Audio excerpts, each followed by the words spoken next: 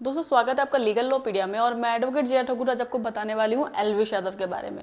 जैसा कि आप सब लोग जानते हैं, एल्विश यादव हमेशा से ही सुर्खियों में रहे हैं। जब से वो बिग बॉस OTT 2 के विनर रहे हैं, कभी वो किसी से लड़ाई झगड़े में रहे हैं तो कभी अच्छी बातों के लिए रहे हैं। लेकिन आज जो उनका मुद्दा सामने आया है वो बहुत ही गंभीर और कठोर साबित हो सकता है। जैसा कि आप अभी सब जानते हैं, अभी वो हाल ही में किसी से लड़ाई झगड़े में फेमस हो गए थे, लेकिन उसके बाद दोस्तों अब उनके ऊपर एक ऐसे एलिगेशंस लगे हैं जैसे सांपों की जहर की तस्करी करना, और वो सांप जो इंडिया में बैन है, जो गवर्नमेंट द्वारा बैन हो चुके हैं। तो जब मैंने यूट्यूब पे सर्च किया तो मुझे कहीं पर भी इसकी कोई वीडियो नहीं दिखी कि एल्विश यादव के बारे में किसी भी व्यक्ति ने कोई पूरी सूचना एक पूर्ण रूप से दी हो। तो मैंने जगह जगह से काफी जानकारी इकट्ठा करके आपके लिए पूरी वीडियो लेके आई हूँ। प्लीज मेरी वीडियो को पूरा देखेगा तो आपको एल्विश यादव के बारे में सब कुछ समझ आ जाएगा कि क्या प्रॉब्लम चल रही है, कौन सा केस फाइल हुआ है, कौन से सेक्शंस लगे हैं और उनको कितने साल तक की सजा भी हो सकती है। ठीक है। और दोस्तों मेरी वीडियो को लाइक शेयर और फॉलो जरूर कर दीजिएगा, बहुत मोटिवेशन मिलता है। एक वीडियो बनाने के लिए हमें बहुत मेहनत करनी पड़ती है। तो चलिए शुरू करते हैं। तो दोस्तों हमारा फर्स्ट क्वेश्चन है कि एल्विश यादव कौन है। जैसा कि आप सब लोग जानते हैं, मैं हमेशा अपनी वीडियो बोरिंग वीडियो नहीं करती हूँ, छोटी ही वीडियो करती हूँ और छोटी वीडियो में ज़्यादा ज्ञान देने की कोशिश करती हूँ। और मैं हमेशा उन क्वेश्चंस को पकड़ती हूँ जो किसी व्यक्ति के जहन में आते हैं किसी टॉपिक को लेके। तो आज भी मैं वही करने वाली हूँ। एल्विश यादव को लेके आपके दिल और जहन में जो भी क्वेश्चन आ रहे हैं आज मैं उन सबको क्लियर कर दूंगी। तो चलिए पहले क्वेश्चन की तरफ रुख कर लेते हैं। पहला क्वेश्चन है कि एल्विश यादव कौन है। जैसे कि आप सब लोग जानते हैं, एल्विश यादव एक यूट्यूबर थे। यूट्यूबर की वजह से वो इतने पॉपुलर हो गए, वो लोगों को रोस्ट करते थे। उनकी वीडियोस इतनी पॉपुलर हो गई कि उनको बिग बॉस में आने का मौका मिल गया। अब वो बिग बॉस OTT 2 के विनर भी रह चुके हैं। तो आप लोग अच्छे से जानते होंगे एल्विश यादव कौन है। फिर सेकंड क्वेश्चन है हमारा कि एल्विश यादव क्यों और कैसे फंसे। तो देखो इसमें मैं आपको बताना चाहूंगी कि दरअसल क्या है ना कि मेनका गांधी से जुड़ी एक ऑर्गेनाइजेशन थी PFA। ठीक है। इनके पास एक कॉल आता है, एक शिकायत आती है कि जो एल्विश यादव है वह रेव पार्टी कराते हैं जिसमें सांपों के जहर की तस्करी होती है। लोग उनसे ड्रग्स लेते हैं तथा ड्रग्स का सेवन वह भी करते हैं और लोगों को भी कराते हैं। तो ये सारे एलिगेशंस उन पे लगे थे। तो इसके तहत जो मेनका गांधी से जुड़ी ऑर्गेनाइजेशन थी PFA ने 8 नवंबर 2023 को FIR रजिस्टर्ड करवा दी उनके अगेंस्ट। ठीक है। अब उस वक्त उनका लक बहुत अच्छा था। जब ये FIR रजिस्टर्ड हुई तो जहां पर पार्टी चल रही थी वहां पर रेड पड़ गई। रेड पड़ने के बाद देखा गया कि वहां से 5 आरोपियों को गिरफ्तार कर लिया गया। गिरफ्तार करने के बाद उन आरोपियों ने नाम दिया कि इसमें एल्विश यादव भी सम्मिलित है, जिसके तहत एल्विश यादव का नाम भी इसमें आ गया। लेकिन ये कह सकते हैं कि ऊपर वाले ने उनको बचा लिया या उनका साथ दे दिया। एल्विश यादव उस वक्त उस जगह पे मौजूद नहीं थे। ठीक है। तो किसी के कह देने से कोई भी अपराध घोषित नहीं हो जाता कि वो व्यक्ति अपराधी है। एल्विश यादव उस वक्त थे मुंबई में। ठीक है। इसीलिए वो बच गए। लेकिन फिर भी उनको इन्वेस्टिगेशन ज्वाइन करने के लिए बुलाया गया। उन्होंने पुलिस वालों का साथ भी दिया। ठीक है। पुलिस वालों का साथ भी दिया। अच्छा, फिर जब इसमें फॉरेंसिक रिपोर्ट आई, जब वहां पे सांपों का जहर मिला तो उसको फॉरेंसिक रिपोर्ट के लिए लैब में भेजा गया। लैब से ये घोषित हो गया कि हाँ ये सांपों का जहर ही है और ये बहुत जहरीला भी हो सकता है। ठीक है। सांपों के जहर की वहां पे तस्करी भी हो रही थी, एल्विश यादव का नाम दिया गया। इसके बाद क्या हुआ, एल्विश यादव को जब इन्वेस्टिगेशन ज्वाइन करने के लिए बुलाया गया तो उसके बाद एल्विश यादव ने अपने यूट्यूब पर एक छोटी सी वीडियो अपलोड करी। अप्रोक्सीमेटली वो होगी 13 मिनट 34 सेकंड की, और उसमें 8-10 लोग बैठे हुए थे और वो आपस में कन्वर्सेशन कर रहे थे। आप ये कह सकते हैं कि वो अपनी वीडियो में एक तरह से उस पुलिस वालों का और उस फॉरेंसिक रिपोर्ट का मजाक उड़ाते हुए नजर आए। उन्होंने कहा कि सांपों के जहर को चाहे तो तुम खुद इन्वेस्टिगेट करो या फिर लैब के द्वारा इन्वेस्टिगेट कराओ, रहेगा तो वो जहर ही ना। इस तरीके से उन्होंने मजाक बनाया। फिर दूसरा उन्होंने कहा कि जब ये घटना घटी तो मैं यहाँ पर नहीं था, मैं तो मुंबई में था। अब हो सकता है कि मुंबई में भी कोई नोएडा हो। तो इस तरीके से उन्होंने इस तरह का मजाक बनाया। उसके बाद उन्होंने अपने इंस्टाग्राम या फिर सोशल मीडिया अकाउंट पे एक वीडियो और पोस्ट करी जिसमें उन्होंने यूपी पुलिस से और योगी आदित्यनाथ सीएम, यूपी के जो सीएम है, उनसे अनुरोध किया कि इस घटना में मेरा कहीं से कहीं तक भी कोई हाथ नहीं है और अगर कोई हाथ होगा तो मैं अपनी जिम्मेदारी ले सकता हूं। ठीक है। ये छोटी सी वीडियो उन्होंने अपलोड करी थी। इसके बाद उन्हें समझा बुझा के छोड़ दिया गया। क्यों? क्योंकि पुलिस डर गई थी। भाई एल्विश यादव इस समय बहुत बड़ी हस्ती है, अगर हमने उसको बिना सबूतों के पकड़ लिया तो हो सकता है कि पब्लिक बेकाबू हो जाए। तो अगर एल्विश यादव को पकड़ना है तो उसके पास सबूत होने ही चाहिए। देखिए आप सब लोग जानते हैं, एक वकील होता है जो हर काम करता है, वो सबूत मिटाना भी जानता है और सबूत बनाना भी जानता है, ठीक है। तो इसमें अब सबूत बनाए जाने के लिए एल्विश यादव को फंसाया जाने लगा। एल्विश यादव को क्या हुआ, उसको बिल्कुल वहां से समझा बुझा के पुलिस वालों ने छोड़ दिया कि चलो ठीक है बेटा, आगे से कुछ मत करना, वो मत करना, ये सब हो गया, मामला थोड़ा सा ठंडा हो गया। अब ध्यान रखिएगा, एफआईआर हुई थी 8 नवंबर 2023 को, ठीक है। इसके बाद क्या हुआ, अब जो ये मेनका गांधी के जो वो हैं ऑर्गेनाइजेशन पीएफए के जो एक मुखबिर है, मुखबिर ने एल्विश यादव को कांटेक्ट किया और उनसे ये पार्टी ऑर्गेनाइज करने की डिमांड करी, ठीक है। ध्यान से सुनिए, कोई क्लाइंट ने पार्टी ऑर्गेनाइज नहीं करवाई थी। हाँ, एल्विश यादव के लिए वो क्लाइंट हो सकता है, लेकिन वास्तव में वह एक मुखबिर था। वह मुखबिर अब चाहे पुलिस का कह लो या फिर पीएफए का कह लो, ठीक है। तो एक मुखबिर ने एल्विश यादव को फोन किया और उनको यही पार्टी ऑर्गेनाइज करवाने के लिए बोला गया। एल्विश यादव ने तुरंत अपने एजेंट राहुल का नंबर उनको दे दिया। फिर उस मुखबिर ने राहुल से कॉल किया और सारी पार्टी को बुक कर लिया। बुक करने के बाद जब वहां पर सारी पार्टी ऑर्गेनाइज हो गई, एल्विश यादव वहां पर आ गए, तभी वहां पर रेड पड़ गई। रेड किसकी पड़ी, इन ऑर्गेनाइजेशन वालों की, वन्य संरक्षण वालों की और पुलिस की, इन तीनों की रेड पड़ गई। रेड पड़ने के बाद नोएडा सेक्टर 51 में एक बैंक्वेट हॉल था जहां पर इनकी रेव पार्टी चल रही थी। अच्छा, रेव पार्टी में ये लोग क्या करते थे, सांपों के जहर की तस्करी करते थे और सांपों के साथ बीन प्रोग्राम करते थे, सांपों को नचाया जाता था। इसके अलावा ड्रग्स का सेवन करते थे। इसके अलावा वहां पे रशियंस वगैरह और बाकी लड़कियां भी इंजॉयमेंट के लिए बुलाई जाती थी। और इस दौरान पुलिस वालों ने ये सब अपनी आंखों से देख लिया और काफी लोगों को पकड़ा भी है। इसके साथ पुलिस वालों ने 5 अन्य आरोपियों को भी पकड़ा है जो कि इसमें पूरी तरीके से शामिल है, या फिर आप ये कह सकते हैं कि जो सपेरे हैं, ठीक है। 5 सपेरे पकड़े गए हैं जिनके पास प्रतिबंधित सांप पाए गए हैं जो कि इंडिया में पूरी तरीके से बैन है, जैसे कोबरा हो गया, ठीक है, 3-4 और होंगे। ये सांप पूरी तरीके से बैन है, इनको पालना ही नहीं, इनके साथ किसी भी तरह की क्रिया करना अपराध है इंडिया में, ठीक है। अब हमारा नेक्स्ट क्वेश्चन है कि एल्विश यादव के पास क्या क्या सबूत मिले हैं ऑन द स्पॉट। सबूत में दोस्तों सबसे पहले जो मतलब छोटे मोटे तो चलो हटा दीजिए, आप सबसे बड़े बड़े सबूतों की बात करते हैं जिसमें वो ज्यादा फंस सकते हैं, जो उनके लिए प्रॉब्लम दे सकते हैं। सबसे पहले उनके पास सांपों का जहर पकड़ा गया है।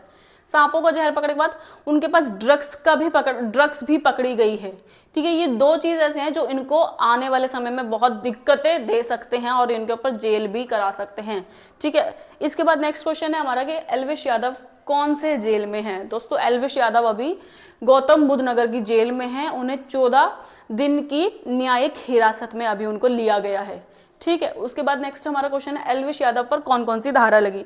देखिए अगर आपने इसको समझ लिया ना, आपको एल्विश यादव का पूरा चार्ट समझ में आ जाएगा, पूरा केस समझ में आ जाएगा कि भाई ये बाहर निकलेगा या फिर ये नहीं निकलेगा, और अगर निकलेगा तो इसको कितने, मतलब देखो सजा तो तय है क्योंकि इनके ऊपर एलिगेशंस, इनके ऊपर सेक्शन इतने कड़े से कड़े लगे हैं ना कि इनको सजा होने से कोई नहीं रोक सकता। तो सजा तो इनकी तय है, लेकिन अब मैटर ये करता है कि इनको सजा कितनी होगी, क्योंकि जितने भी एलिगेशंस है उसमें 10 से 20 साल तक की सजा है। तो या कम से कम सजा 10 साल की तो उस सेक्शन में दी ही हुई है, या तो इन्हें 10 साल की सजा होगी ही होगी।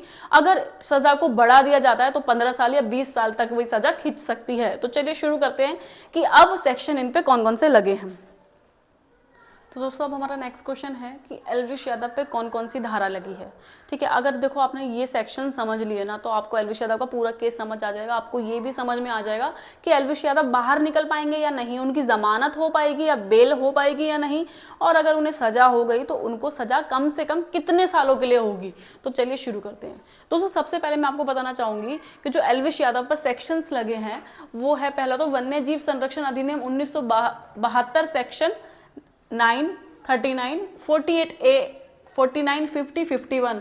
अच्छा ठीक है, अब इन लोगों ने क्या किया, जो वन संरक्षण की टीम है उन्होंने सेक्शन लगाए हैं उस एक्ट के तहत 9, 39, 48A, 49, 50, 51। अब इसमें 3 से या 6 महीने तक की जेल हो सकती है। अच्छा अब इसमें उनको ज्यादा दिक्कत नहीं आएगी, ठीक है। फिर आगे बात करते हैं एनडीपीएस में, कि एनडीपीएस मतलब नार्कोटिक्स।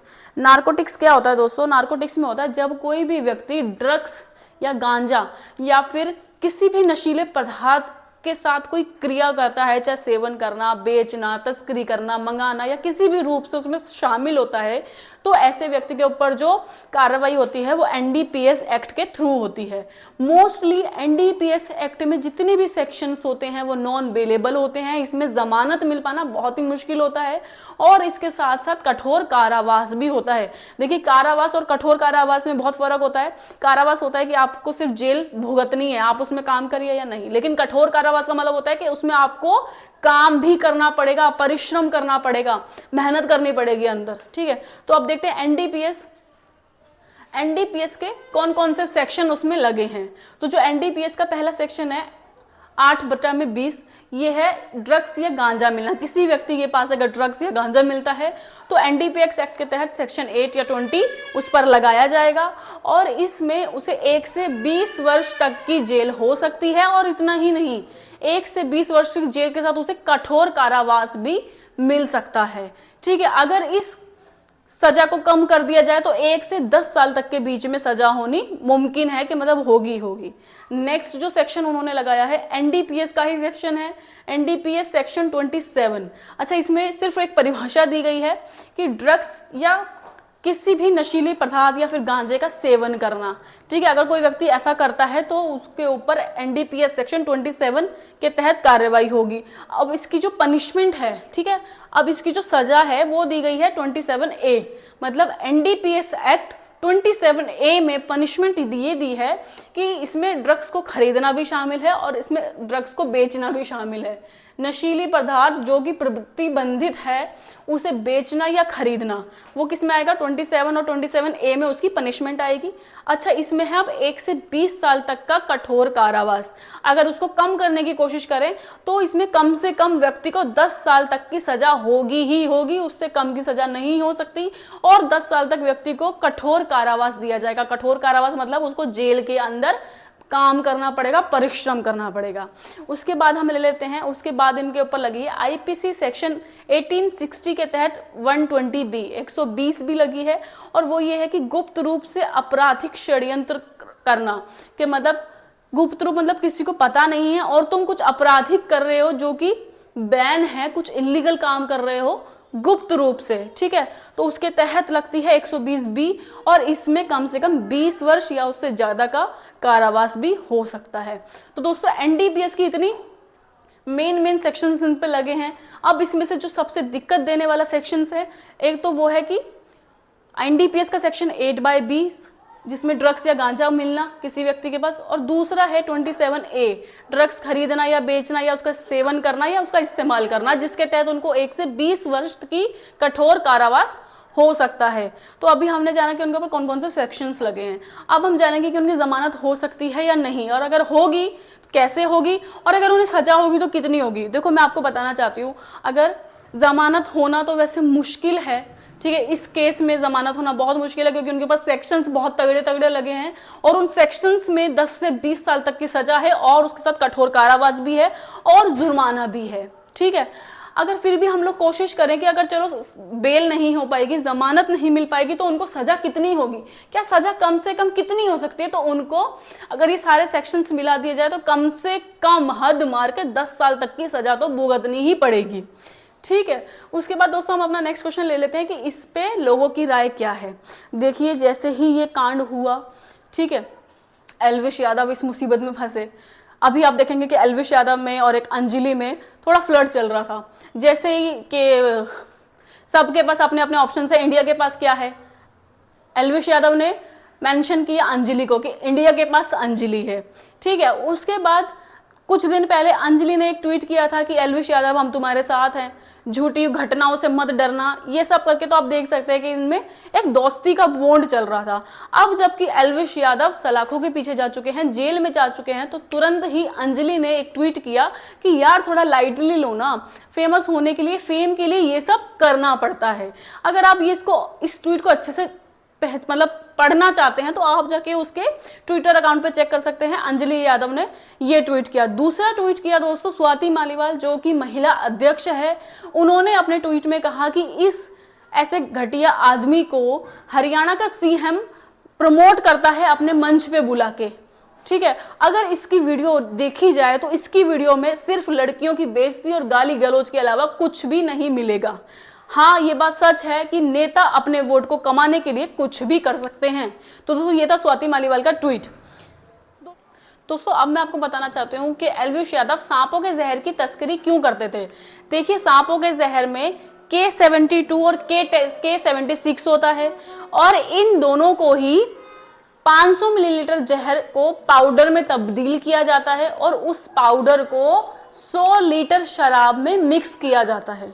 ठीक है, और अगर आप एक पैक की बात करें कि एक जैसे 30 ml का कोई पैक है तो उसमें एक चुटकी K72 या फिर K76 का पाउडर मिलाया जाता है जो कि सांपों के जहर से निर्मित होता है। ठीक है, और इतना ही नहीं दोस्तों, इस एक चुटकी पाउडर की कीमत 20 से 25 हजार रुपए तक हो सकती है। तो दोस्तों अंत में मैं यही कहना चाहूंगी एल्विश यादव को, भाई तुम्हारे बहुत बड़े बड़े फैन हैं जो कि इस वक्त बहुत परेशान है। और सबसे बड़ी बात है यार, जब तुम्हारे पास पैसा है, सब कुछ है, तो एक रिस्पेक्टिव जिंदगी जियो ना। इन सब मामलों में कुछ नहीं रखा। फेम आपके पास है, पैसा आपके पास है, तो आप अच्छे से सुरक्षित जिंदगी जी सकते थे। आपको इस सब लफड़े में पड़ने की क्या जरूरत थी। I wish and I hope कि आप जल्द से जल्द बाहर आ सके इस केस से। तो दोस्तों आज की वीडियो में सिर्फ इतना ही। कल फिल्म लेंगे एक नए टॉपिक के साथ। जब तक लीगल लॉ वीडियो को फॉलो करें। Thank you.